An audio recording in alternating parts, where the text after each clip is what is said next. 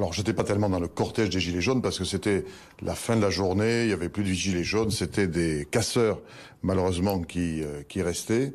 Et donc, je me suis déguisé, enfin, je me suis mis un casque de motard, de quoi dissimuler mon visage parce que à Toulouse, je suis un peu connu et donc je pouvais être reconnu et susciter des réactions hostiles.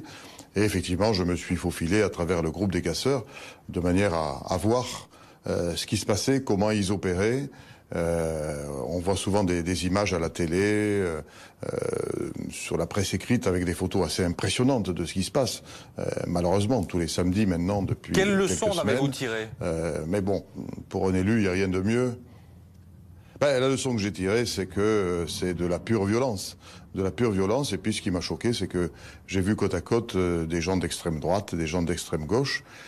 J'avais jamais imaginé qu'ils puissent être à ce point en communion de pensée et d'action, et une action qui consistait malheureusement à tirer des projectiles contre les forces de l'ordre. Voilà. Donc c'était une expérience particulière, mais qui m'a permis de toucher du doigt de la réalité, une réalité assez triste.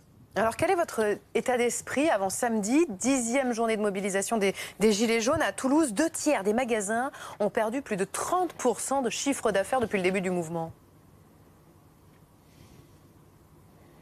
C'est effectivement catastrophique. Mon état d'esprit, c'est que ce mouvement qui se voulait au départ être la voix des sans-voix, des plus faibles, en réalité, pour victimes, et il y a les plus fragiles. Ce sont les plus fragiles aujourd'hui qui sont les victimes de ce qui se passe.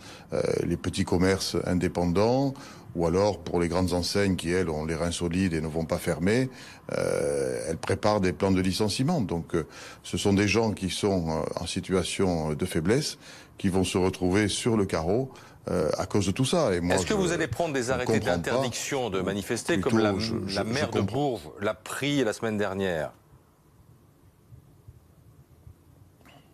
Je ne crois pas que j'ai le droit de prendre de tels arrêtés. Je ne pense pas que ce soit des arrêtés légaux. Et puis vous savez, si des arrêtés suffisaient à éviter une manifestation, ma foi, on pourrait se poser la question. Mais je ne crois pas que ça serait le cas. Je pense que ce sont des gens qui n'ont rien à faire de la loi, qui veulent renverser la démocratie, qui veulent casser l'économie, qui veulent provoquer des pertes d'emplois dans les territoires. Et donc, je ne pense pas qu'un arrêté de manifester puisse les arrêter, justement, et puisse les dissuader d'organiser une manifestation de plus.